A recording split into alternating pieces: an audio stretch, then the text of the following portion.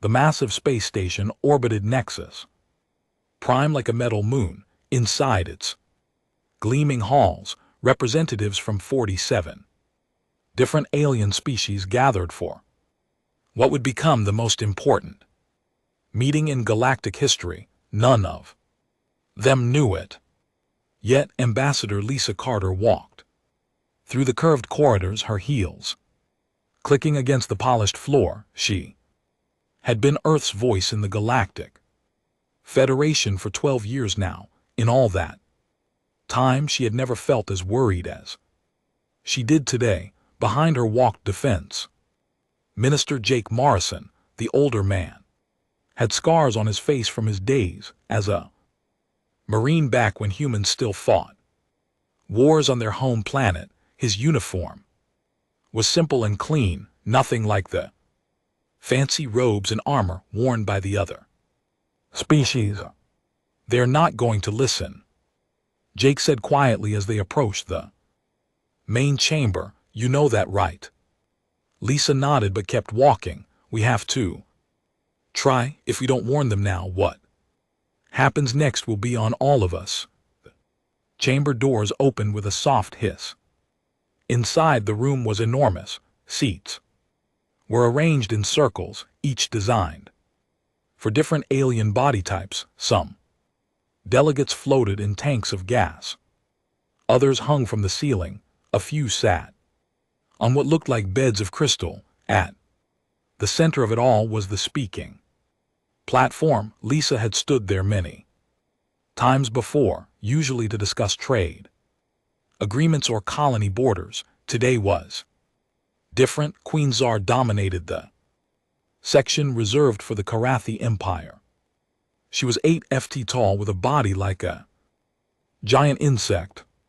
Her forearms moved constantly, and her compound eyes reflected the chamber's lights like tiny mirrors. When she spoke, her voice sounded like breaking glass. "The little human wants to speak," she clicked to her neighbors. How amusing. The Voron Collective's representative was a living crystal formation that pulsed with inner light. It communicated through color changes and had been one of Earth's few allies in past votes. Today, even it seemed distant. The Nephilim delegate floated in his gas-filled sphere, tentacles writhing against the transparent walls his species lived in. The atmospheres of gas giant planets and rarely involved themselves in solid world politics, but they controlled important shipping routes. Lisa stepped onto the platform. The chamber's translation system hummed to life, ready to convert her words into the dozens of languages needed. "Fellow representatives," she began, her voice carrying clearly through the vast space. "We are here to discuss the Karathi Empire's recent actions in the Outer Rim territories." A wave of clicking and buzzing filled the chamber. Many delegates were already bored. Karathi had been expanding for months. Now it was hardly news. "In the past year," Lisa continued, "the Karathi Empire has invaded 17 star systems. They have enslaved the populations of 6 worlds. They have completely destroyed 3 civilizations that refused to surrender." Queen Zector rose from her seat. "The strong take from the weak. This is the natural order. Why do the humans concern themselves with matters that do not involve them?" Jake Morrison stepped forward. Lisa had asked him to stay quiet, but she could see the anger building in his eyes. As a young soldier, he had fought in the last war on Earth. He had seen what happened when good people did nothing while evil spread. "Because we've seen this before," Jake said simply. "On our world we had a saying, evil wins when good people do nothing." The chamber erupted in what passed for laughter among the various species. The Karathi Queen's mandibles clicked rapidly. The crystal beings pulsed with colors that the translation system identified as amusement. Even the gas dwellers seem to find humor in the humans' words. The hairless apes think. They understand warfare, Queen Czar said. Your species barely learned to leave your mudball. You have been in space for less than 200 of your years. We have been conquering worlds since before your son was born. That's exactly the point, Lisa said, raising her voice to be heard over the noise. We are young, we are new to this galaxy, but we are not new to war. The laughter died down slightly. Lisa continued, before we reached the stars, humans fought wars that consumed entire continents. We built weapons that could destroy our whole planet. We learned what happens when aggression goes unchecked. We learned what it costs when peaceful people wait too long to act. The Vorthon collective's crystal formation shifted to a dull red color.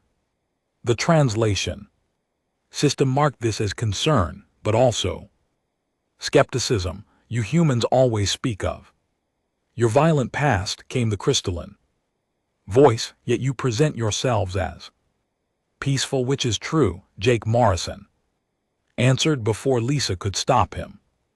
Both. We choose to be peaceful now because we know what war really costs. But choosing peace and being unable to fight are two very different things. Queen laughed again, a sound like breaking glass. The humans threaten us.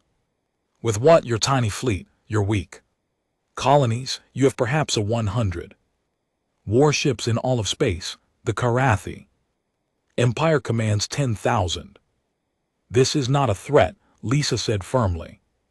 This is a warning. We are asking the Council to act, send peacekeeping forces to the outer rim, stop the Karathi expansion before it goes too far, before it becomes something that cannot be stopped with words. And if we refuse, ask the Nephilim delegate, his tentacles pressing against his sphere. Lisa looked around the chamber. She had hoped it would not come to this. Earth's government had given her clear instructions. Try diplomacy first, try everything else first, then you will force us to act, she said quietly, and when that happens, this galaxy will learn why humans are the only species in known space that evolved from hunters. The chamber fell silent for a moment, then the laughter started again, louder this time. Hunters, Queen Czar clicked. You hunt small animals with primitive tools. We hunt civilizations with Starfleet. Jake Morrison's scarred face showed no expression as he spoke. Ma'am, with respect, you don't hunt civilizations. You attack them with overwhelming force and accept their surrender. That's not hunting, that's just bullying. And what would humans do differently? The Queen asked mockingly. We would win, Jake said simply. The formal vote was called 30 minutes later. The motion was simple. Authorize Galactic Federation forces to intervene in the Karathi expansion and protect threatened civilizations. The result was 43 votes against, 4 votes in favor. Only Earth, the Vorin Collective, and 2 minor species supported intervention. Lisa Carter stood at the platform one final time. The chamber was already emptying. Most delegates had lost interest once the vote was finished. They had trade routes to discuss and colony disputes to settle. The fate of distant worlds was someone else's problem. Before the session ends, Lisa said, her voice carrying clearly through the chamber, I want to make one thing absolutely clear. Earth formally requests that this council act to stop Karathi aggression. We are asking you as fellow civilized species to prevent what is coming, we have voted, Queen Czar said. Dismissively, the matter is settled, no. Lisa replied, the matter is just beginning. History will record that we tried to do this peacefully. We came to you first, we asked for help, we begged you to act before violence became necessary. She paused, looking around the chamber at the alien faces. Some showed amusement, others showed boredom. None showed understanding. When the time comes, she continued, when this galaxy burns because you refuse to stop a fire while it was small, remember this moment, remember that we warned you. Remember that we tried to solve this. With words first, Jake Morrison stepped beside her. Remember that we asked nicely, and most importantly, Lisa finished, her voice dropping to almost a whisper. Remember our exact words to you. Today, don't make us angry. The human delegation walked out of the chamber in silence. Behind them, the representatives of 43 species returned to their normal business already. Forgetting the humans' warning, they would remember it later. They would remember it when it was far too late. 6 months had passed since the Galactic Council ignored Earth's warning. In that time, the Karathi Empire had grown bolder and more vicious. 17 more star systems had fallen under their control. Entire species had been wiped out or enslaved. The AI human research vessel, New Horizon, drifted silently through space near the edge of known territory. Captain Susan Hayes stood on the bridge, reading the latest reports from Earth Command. Each report was worse than the last, Captain, said Chief Engineer Pete Williams from his station. We're getting some strange signals from the Rillan system, sounds like distress calls. Pete was a big man with gentle eyes who usually made jokes to keep the crew's spirits up. Today he wasn't joking. He had met Rand traders before. They were peaceful people who made beautiful art and wrote poetry about the stars. Dr. Amy Foster looked up from her science station. She had studied alien cultures for 15 years and spoke 12 different languages. The Rins were her favorite species to work with. They never lied, never started fights, and always shared their food with visitors. Put it on the main screen, Captain Hayes ordered. The bridge filled with panicked voices speaking in the musical real language. Dr. Foster translated as fast as she could. They're saying the Karathi fleets have arrived. Massive invasion force. They're asking for help from anyone who can hear them. Captain Hayes felt her stomach drop. She had been afraid this would happen. The Rins had no real military. Their ships were built for exploration and trade, not war. They had never heard anyone in their long history. How far are we from Rillan space? She asked. 2 days at maximum speed, answered Lieutenant Tim Brooks, the ship's navigator. He was young and had only been in space for 3 years, but he was the best pilot Hayes had ever seen. Hayes walked to her command chair and sat down heavily. Earth Command had been very clear in their orders. Human ships were to avoid the conflict zones. They were to remain neutral and not interfere with galactic politics. But the screams coming through the speakers were getting louder. Captain Dr. Foster said quietly, they're broadcasting from their capital city. Now the orbital bombardment has started. Through the static they could hear the sounds of a civilization dying. Children crying, buildings collapsing, people begging for help that would never come. Pete Williams turned away from his console. His hands were Shaking, "Captain, we can't just listen." To this, Hayes closed her eyes for a moment. She thought about her orders. She thought about her career.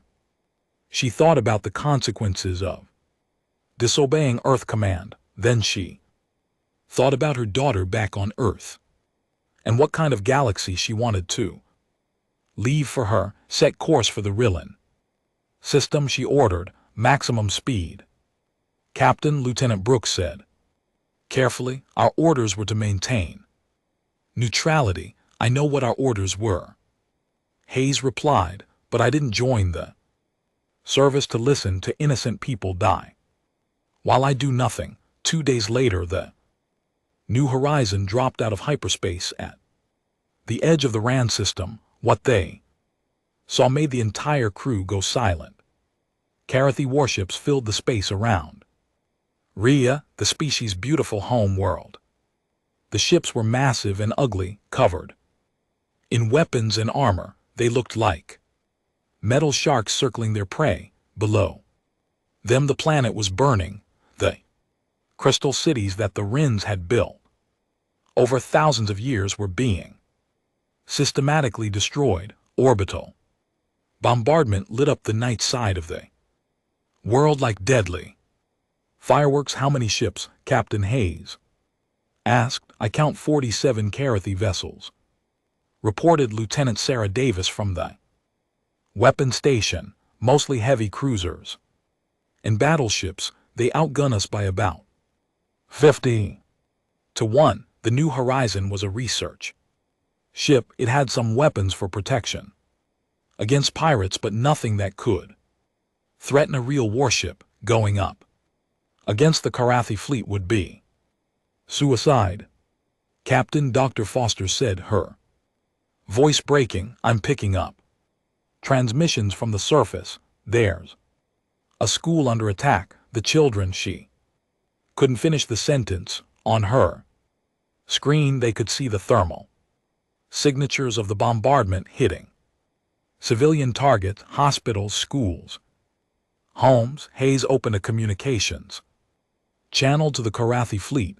"Carathi vessel, this is Captain Susan Hayes of the Earth ship New Horizon. By the terms of the Galactic Accords, I demand that you cease fire on civilian targets immediately." The response came in the form of weapons fire. 3 Carathi ships turned toward the New Horizon and opened fire with their main guns. Human ships' shields flared and nearly failed under the first attack. "Evasive maneuvers," Hayes shouted. Lieutenant Brooks threw the ship into a desperate spiral, using every trick he had learned in flight school. Carathi energy beams lit up the space around them. One blast came so close it scorched their hull. "Shields down to 30%, reported Chief Williams. "We can't take another hit like that." Hayes made a decision that would change the course of galactic history. She opened an emergency channel to Earth Command, broadcasting on the highest priority frequency. "Earth Command, this is Captain Susan Hayes aboard the New Horizon. I am in the Rillan system. Carathi Empire is conducting orbital bombardment of civilian targets, including schools and hospitals. They have fired on my ship without provocation. I am requesting immediate authorization to engage under Protocol 7. The response came back within minutes. It was short and came directly from Earth's military command. "Authorization granted. Rules of engagement are now unlimited. All human ships in your sector are being notified. God help us all." Hayes felt a chill run down her spine. Protocol 7 was something every human military officer knew about, but hoped never to see activated. It meant the gloves were coming off. It meant humanity was done playing by galactic rules. "All stations battle alert," she announced to her crew. "Transmit our situation to all human vessels in range. Tell them what we've seen here. Within hours, the message had spread through human space faster than any official communication. Ship captains who had served together, engineers who had gone to the same scientists who had worked on the same projects. The human fleet was small compared to the galactic powers, but it was connected in ways the aliens didn't understand. On Luna Base, Admiral Robert Chen received the emergency call. At 3:00 in the morning, his wife Karen woke up when she heard him cursing in the next room. Rob, what's wrong? The Carathi just made the biggest mistake in galactic history, he said grimly. They fired on a human ship. They're targeting civilian populations. It's starting. The thing you always said would never happen. The thing I prayed would never happen. He was already putting on his uniform. I have to go. The president is activating everything across human space. Military commanders received the same message. Deep space monitoring stations began broadcasting coded signals. Ships that had been on routine patrols suddenly changed course. Bases that the galaxy thought were research facilities began opening hidden sections. Captain Danny Brooks was patrolling the outer colonies. When the message reached his ship, the righteous fury, like all human military vessels, it looked plain and utilitarian. From the outside, the galaxy had always thought human ship design was primitive. They were about to learn how wrong they were. All hands, this is the captain, Brooks announced over the ship's communication system. We have just received activation orders under Protocol 7. All crew members report to battle stations. Engineering begin full military configuration. In the engine room, Chief Engineer Lucy Martinez watched as her ship transformed. Hidden weapon systems extended from concealed compartments.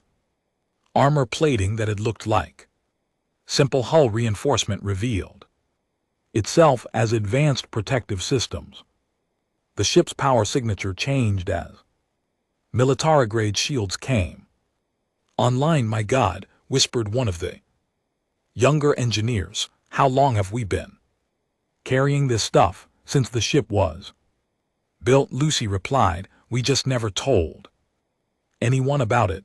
Communications officer Tony Jackson monitored subspace frequencies as reports flooded in from across the galaxy.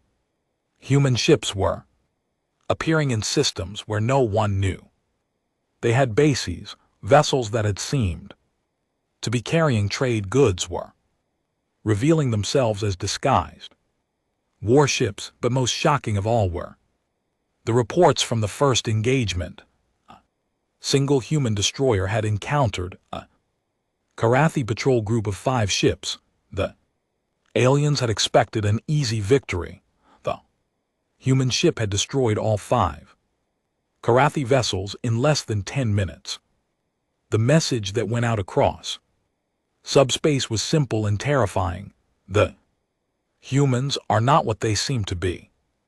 Back in the RAN system, Captain Hayes watched as 3 more human ships dropped out of hyperspace. They looked like simple cargo haulers and research vessels, but when they powered up their weapons, the energy readings made her jaw drop. This is Captain Hayes to all human vessels, she broadcast. The Carathi Empire has just learned what happens when you make humanity angry. Let's show them what we really are. The galaxy was about to discover that humans had been holding back for a very long time. Admiral Robert Chen stood in the command center of Luna Base, deep beneath the moon's surface. Around him, dozens of officers worked at stations that most of the galaxy didn't know existed. For 50 years, humanity had been preparing for this moment while hoping it would never come, sir. All deep space assets are reporting ready, said Commander Helen Park. She had been his aide for 10 years and had never seen the Admiral look this grim. What's our total fleet strength? Chen asked. 843 combat vessels now fully operational, sir. Another 200 coming online within the next 6 hours. Chen nodded slowly. The galaxy thought humanity had maybe 100 warships total. They were about to learn that humans were very good at hiding things on Earth. President Elizabeth Warren sat in the Situation Room with her military advisors. The weight of what they were about to unleash pressed down on everyone in the room like a heavy blanket. Madame President said, General Kevin Lewis, once we do this, there's no going back. The galaxy will never see us the same way again. Kevin, they fired on our people. They're committing genocide while we watch. We tried to warn them. The president's voice was steady, but her hand shook slightly as she signed the authorization papers. Activate Protocol 7. Full authorization. No rules of engagement across human space. The message went out on channels that had been silent for decades. In asteroid mining stations, workers put down their tools and revealed hidden weapons. On colony worlds, farmers uncovered buried supply depots. Merchant ships activated concealed military systems. The galaxy was about to meet the real human military. Captain Danny Brooks felt his ship chained around him as the righteous Fury transformed from a simple patrol vessel into something else entirely. The hull expanded as hidden sections deployed. Weapon ports opened along the sides like eyes opening in the dark. Captain, said Engineer Lucy Martinez over the comm, all systems are green. We're ready for combat operations. How long since we've run a full combat configuration? Brooks asked. Never, sir. This is the first time since the ship was built. Brooks smiled grimly. Every human military officer had trained for this day, but none of them had ever seen their ships at full combat readiness. They were about to find out what their engineers had really built in the Rillan system. Captain Susan Hayes watched in amazement as the 3 human ships that had arrived began their own transformations. What had looked like a simple cargo hauler now bristled with weapon systems. A research vessel revealed missile launchers hidden behind fake sensor arrays. Captain Hayes came a voice over the communication system. This is Captain Jim Fuller aboard the merchant vessel Peaceful Journey, requesting permission to engage Karathi forces. Hayes almost laughed at the name. The Peaceful Journey now looked like anything but peaceful. Its hull was covered in weapons that could level a city. Permission granted. Captain Fuller, let's show them what humans do when we stop being nice. Battle that followed would be studied in militarities for centuries. 3 human ships disguised as civilian vessels engaged 47 Karathi warships in open combat. The Karathi had numbers. They had bigger ships. They had weapons that could crack planets, but they had never fought humans who had stopped holding back. Human tactics were unlike anything the galaxy had ever seen, where alien fleets fought with honor and ceremony. Humans fought to win. They used tricks that seemed impossible. They attacked from directions that should have been safe. They turned the Karathi ship's own weapons against each other. Commander Grace Thompson, leading a squadron human fighters, demonstrated something the galaxy had never imagined, instead of trying to destroy Karathi's ships. Quickly, she deliberately crippled them. Engines destroyed, but life support intact, weapons gone, but communications working. Why aren't you finishing them off? Asked her wingman, Lieutenant Carl White. Because I want the survivors to tell their friends what happened here. Thompson replied coldly, fear is a weapon. 2. The psychological effect was immediate. Karathi crews who had been trained to expect either quick victory or quick death found themselves helpless but alive. They could only watch as their massive warships were systematically dismantled by vessels they had thought were harmless. Within 6 hours, the Battle of Rhea was over. 47 Karathi ships destroyed or disabled. 3 human ships with minor damage. The rescue of 2 billion Rillan civilians who had expected to die, but the real shock was what happened next. Across the galaxy, Karathi outposts and fleets began reporting attacks. Human ships appeared in systems where no humans were supposed to be. Bases that had been secret for decades were hit with surgical precision. Supply lines that the Karathi had thought were secure were cut in coordinated strikes. The attacks came from everywhere at once. Human vessels emerged from asteroid fields where they had been hiding for years. Space stations that had looked like mining platforms revealed themselves as military bases. Even some human colony ships turned out to be disguised warships. Queen Zactor sat in her throne room on the Karathi home world, listening to reports that made no sense. How could the humans be attacking 100 different targets at the same time? Where had all these ships come from? Your Majesty, clicked one of her advisors, our intelligence reports show that humans have never had more than 100 military vessels. Then our intelligence is wrong, the Queen replied angrily.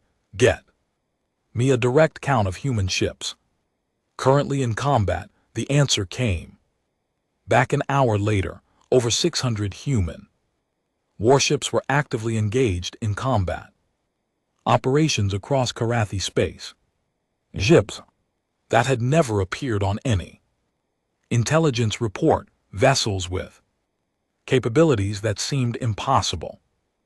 Admiral Chen watched the battle reports come in from his command center.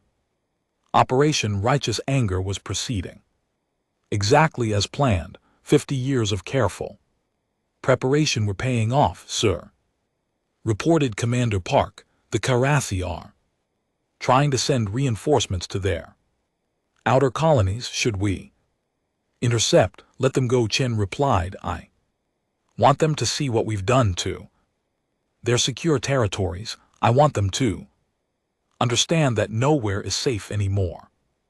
The reinforcements arrived at Karathi Colony 7 to find smoking ruins. The orbital defense platforms had been destroyed so completely that it took hours to figure out what they had been.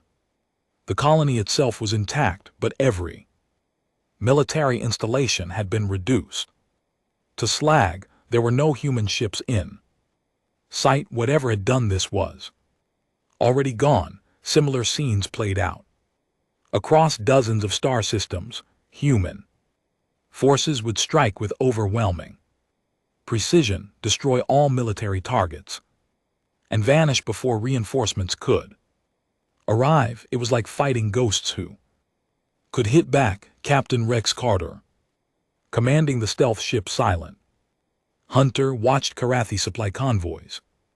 Through his ship's sensors, his vessel was invisible to their scanners, using technology that humanity had developed in secret. Target the command ship first, he told his weapons officer, Lieutenant Maria Santos. I want the others to see their leader die before we Take them apart. The attack lasted 3 minutes. 5 Karathi transport ships and their escorts were destroyed without ever seeing their attacker. The only survivor was a communications officer who was left alive specifically to report what had happened. The message spread through Karathi space like wildfire. The humans were everywhere and they were no longer the peaceful species the galaxy had known. Dr. Ben Taylor, a war correspondent embedded with the human fleet, sent reports back to Earth that shocked even the human population. Most humans had no idea their military was capable of such coordinated destruction. I'm watching the systematic dismantling of an empire, he wrote, but it's not random violence. Every target is chosen for maximum strategic impact. Every attack serves a purpose. The Karathi built their empire over centuries and humans are tearing it down in weeks. Back on the Karathi home world, Queen Zactor made a decision that would haunt her forever. Instead of asking for peace, she decided to show the humans what real power looked like. Activate the planet killer, she ordered. Target the human colony at New Terra. If they want to see what happens when they make us angry, we'll show them. It would be the last mistake the Karathi Empire ever made. News of the planet killer's activation reached Admiral Chen within minutes. His face went pale as he read the report. Sir, asked Commander Park, what are your orders? Chen was quiet for a long moment. Then he picked up the red phone that connected directly to the president. Madame President, the Karathi have just targeted civilians with a planet destroying weapon. I'm requesting authorization for final protocol. The response came immediately. Authorized. Show them what humans do to species that threaten our children. The galaxy was about to learn that making humans angry was a mistake. Making them angry enough to threaten human families was a death sentence. The emergency session of the Galactic Council was unlike anything the organization's 1,000-year history. Representatives rushed to Nexus Prime from across the galaxy, many still in shock from reports of what humanity had unleashed. Fleet Admiral Janet Rodriguez stood at the center of the great chamber, her uniform simple and clean compared to the elaborate costumes worn by the alien delegates. Behind her, holographic displays showed the complete destruction of the Karathi Empire's military might. Honored delegates, she began, her voice carrying clearly through the vast space. 3 weeks ago, your species chose to ignore our warning. You laughed when we asked you to stop Karathi aggression. You called us weak when we begged for peace. The chamber was silent. Even Queen Zactor, who had survived the destruction of her empire by pure chance, sat motionless in her restraints. She had been captured alive, as Admiral Rodriguez had specifically ordered. Today I stand before you to show the results of that choice. Rodriguez continued. She gestured to the displays behind her. In 18 days, human forces have completely destroyed Karathi military capability across 400 star systems. We have eliminated their entire space fleet, dismantled their orbital defenses, and occupied their home world. The numbers were staggering. Over 10,000 Karathi warships destroyed, hundreds of military bases reduced to scrap metal. An empire that had seemed unstoppable just months ago was now nothing more than scattered refugees. How? Whispered the Vorthon collective's representative, its crystal form pulsing with confused colors. Our intelligence showed humans had only a small fleet. Rodriguez smiled coldly. Your intelligence was correct about what we let you see. For 50 years we've been building a real military while showing you only what we wanted you to see. Every merchant ship that visited your worlds was gathering information. Every trade agreement gave us access to your technology. Every cultural exchange taught us your weaknesses. She activated another display. This one showed the true size of humanity's military. The numbers made several delegates gasp in their various ways. 1,200 warships fully operational, 500 deep space bases hidden in asteroid fields and dead systems, 200,000 trained soldiers ready for ground operations and weapons, technology that we developed by studying every conflict this galaxy has seen for the past century. Captain Rex Carter, standing near the back of the chamber, remembered his mother's words from months before. Lisa Carter had tried to warn them. She had begged them to act before humanity was forced to show its true nature. The planet killer weapon, Rodriguez continued, was the final mistake your Carathi allies made when they aimed a planet-destroying weapon at New Terra, world with 6 million human civilians, including children. They crossed a line that we had drawn in blood. Destruction of the planet killer had been swift and total. Human forces had surrounded the massive weapon before it could fire, but instead of simply destroying it, they had done something that shocked the galaxy. They had captured it intact and used it on the Carathi home world's military installations. We took their weapon and turned it against them, Rodriguez explained, but we didn't target civilians. We used surgical strikes to eliminate only military targets. Even in our anger, we showed more mercy than they would have shown us. Dr. Ben Taylor, still embedded with the human fleet, had recorded the final assault on the Carathi capital. The footage was being broadcast across the galaxy now, and it was unlike anything in recorded history. Human ships had moved with perfect coordination, like parts of a single organism. They had dismantled planetary defenses that had taken centuries to build. Weapons that could level cities had been used with surgical precision to eliminate military targets while leaving civilians unharmed. 6 hours, Rodriguez said quietly. It took 6 hours to defeat defenses that were considered impregnable. Your mighty Kori empire fell in less time than it takes some species to have a meal. Queen Zector finally spoke, her voice a broken whisper. We underestimated you.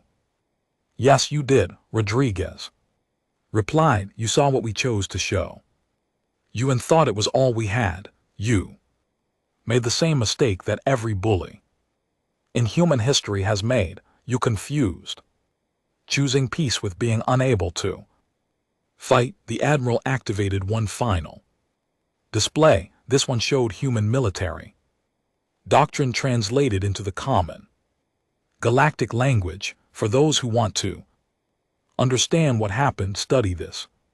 Humans don't fight for glory or honor. We fight to win. We don't follow your rules of warfare because those rules are designed to make war survivable. When you threaten our civilians, survival becomes a luxury we can't afford to give you. The doctrine was brutal by galactic standards. Total war acceptable. Losses, strategic destruction.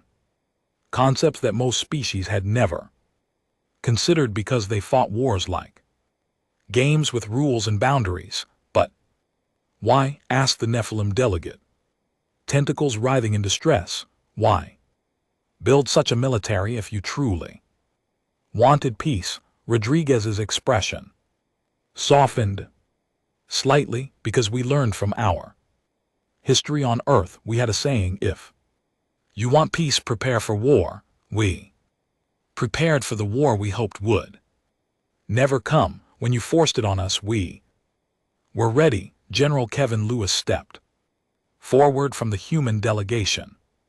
He had been a young soldier during the last war on Earth, and he understood something that the aliens couldn't grasp. Every human military officer studies the wars of our past, he explained. We know what happens when aggression goes unchecked. We know what it costs when good people wait too long to act. We swore it would never happen again anywhere. The Miyu chamber erupted in overlapping voices as different species tried to process what they were hearing. The peaceful humans who had been model citizens of the galaxy for a century had been preparing for war the entire time. What happens now? Asked a delegate from the Stellar Republic, a minor power that had always stayed neutral in galactic conflicts. Now Rodriguez replied, the galaxy operates under new rules, human rules. Species that prey on the weak will be eliminated. Pirates, slavers, and empire builders will find themselves facing the full might of humanity's military. She gestured to Queen Czar. The former Karathi Empire will be divided among the species it oppressed. Their technology will be shared with those who need it for defense. Their military will never be allowed to exist again. And if we refuse to accept this new order, asked the Vorten collective, Rodriguez's answer was simple and terrifying. Then you'll join the Cathian extinction. Captain Mike Davis, commanding the orbital defense platform above New Geneva, watched as alien diplomats began lining up to submit formal requests for alliance with humanity. The same species that had laughed at human warnings were now desperate to avoid human anger. But the most shocking moment came when Dr. Patricia Stone, Earth Chief's analogist, addressed the chamber about the cultural changes that would be required. We're not asking you to become like us, she explained. We're asking you to understand what we are. Humans are pack hunters who became civilized, not prey animals who became brave. When you threaten our pack, you activate instincts that go back millions of years. The lesson was sinking in across the galaxy. News reports showed human military exercises that demonstrated capabilities no one had imagined. Ships that could cloak themselves completely, weapons that could destroy planets or remove a single building without touching anything nearby.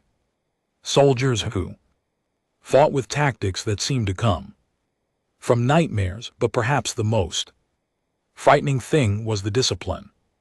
Human forces had destroyed an empire while following strict rules about civilian casualties. Even in total war, they had maintained moral boundaries that their enemies had abandoned. The galaxy was learning that humans were not just dangerous when angry. They were precise, methodical, and utterly relentless in pursuit of their goals. The session ended. Admiral Rodriguez made one final statement that would echo through galactic history. We gave you a choice. We asked you to choose peace over power, protection over profit. You chose to make us your enemy instead of your ally. The Karathi Empire learned what that choice costs. We hope the rest of you are smarter than they were. The other age of human galactic dominance had begun, not through conquest but through the complete failure of every other species to understand what they were dealing with the galaxy had awakened a sleeping giant, and now they had to live with the consequences. 1 year had passed since the Karathi Empire fell. The galaxy had changed in ways that no one could have imagined. What had once been a loose collection of competing powers was now something entirely different. Ambassador Lisa Carter stood before the reformed Galactic Council in the same chamber where she had once begged for peace. Seats were arranged differently now. Several species that had supported Karathi expansion were no longer permitted to attend. Their former territories had been given to the civilizations they had oppressed. Honored delegates, she began, her voice carrying the weight of recent history. 1 year ago, I stood in this chamber and warned you about the consequences of inaction. I begged you to stop aggression before it forced us to act. The chamber was quieter than it had ever been. Where once there had been laughter and dismissal, now there was respectful attention. Every delegate understood that they were listening to representatives of the galaxy's dominant military power. We didn't want this responsibility, Lisa continued. We asked you to handle threats to galactic peace. We offered to work together. You chose to make us do it alone. The new galactic order was built on principles that seemed strange to many species, but were familiar to humans. Strength protected weakness. Aggression was met with overwhelming force. Bullies were eliminated before they could grow strong enough to threaten others. General Kevin Lewis oversaw the integration of human military doctrine into the new galactic defense forces. Alien recruits learned concepts that their species had never considered necessary. War is not a game, he explained to a class of mixed alien officers. It's not about honor or glory. It's about protecting people who can't protect themselves. When you put on this uniform, you're promising to do whatever it takes to keep innocent beings safe. The training was brutal by galactic standards. Species that had fought wars like ceremonial duels found themselves learning about total warfare, acceptable losses, and strategic objectives. Many couldn't handle it and dropped out, but those who stayed learned to think like humans. They learned that sometimes the only way to preserve peace was to be so good at war that no one dared to start one. Dr. Patricia Stone led the cultural adjustment programs that helped alien societies understand their new reality. Her offices on a dozen different worlds were always full of confused diplomats and frightened leaders. The humans have a saying, she explained to a group of Vorton crystals who were still trying to understand what had happened. Those who do not learn from history are doomed to repeat it. Your species chose not to learn from the examples we gave you, so now we're teaching the lesson ourselves. The lesson was a harsh one. Across the galaxy, species that had once bullied their neighbors found themselves facing human peacekeeping forces. Pirates who had operated with impunity discovered that human patrol ships didn't take prisoners. Slavers learned that humans considered slavery a crime worthy of immediate execution.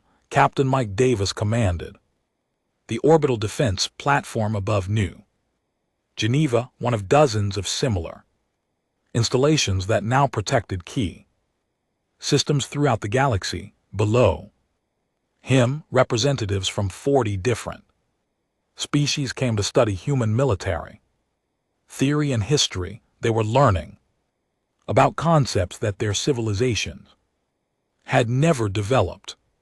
Total war, mutually Assured destruction, the idea that sometimes you had to be willing to destroy everything in order to save anything. The humans are terrifying, one alien student wrote in his report back to his home world, not because they're cruel but because they're so good at violence while remaining moral. They can destroy a planet but choose to remove only military targets. They can commit genocide but choose to show mercy. Restraint is more frightening than the power. Commander Grace Thompson, now leading the elite human rapid response force, demonstrated this principle regularly. Her teams were called in when diplomatic solutions failed. They didn't negotiate. They didn't offer second chances. They simply ended threats with surgical precision. Mayhem asked Lieutenant Carl White during a briefing about a pirate stronghold. The local authorities want us to capture the leaders alive for trial. Negative. Thompson replied coldly, pirates who target civilian shipping and get one trial. It's called combat.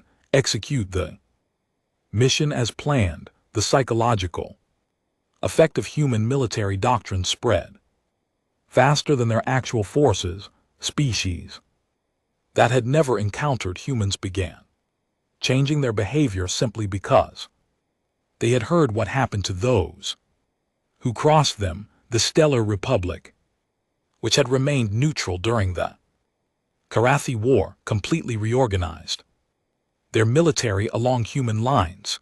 The Nephilim Confederacy disbanded their raiding fleets entirely rather than risk human attention.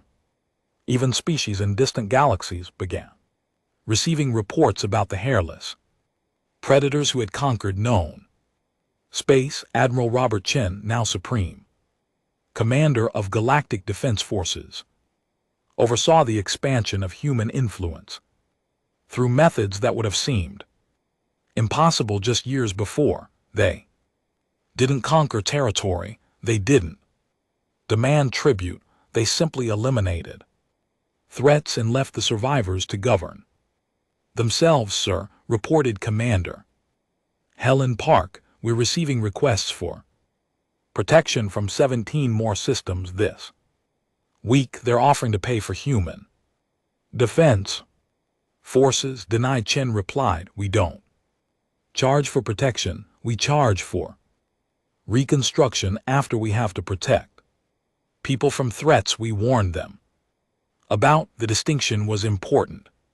Humans didn't act like galactic conquerors because they weren't conquerors. They were exterminators. They removed threats to peace and then went home. This approach created something the galaxy had never seen before: voluntary submission to a superior power. Species lined up to join the human sphere of influence, not because they were forced to, but because they were safer there. Captain Rex Carter, now commanding the exploration vessel New Dawn, encountered this phenomenon regularly as he surveyed former Karathi territories. Entire civilizations that had been enslaved were now free, and they all wanted the same thing. Please, said the representative of the Zapirian people, let us join your alliance. Let us contribute to your fleets. We want to help you protect others the way you protected us. It was a request that human leaders heard dozens of times. Every month, species that had been victims wanted to become part of the force that had saved them. They wanted to learn human military doctrine, adopt human strategic thinking, and help spread human concepts of justice. Dr.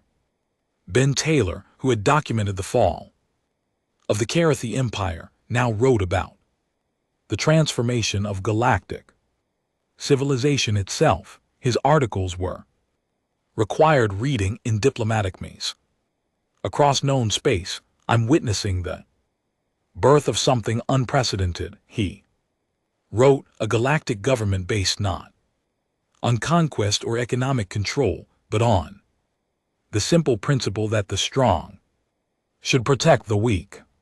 It's working, because humans proved they're the strongest, but they use that strength only when necessary. But perhaps the most significant change was in how conflicts were resolved, where once the galaxy had accepted that some species would always prey on others, now such behavior was met with immediate and overwhelming response.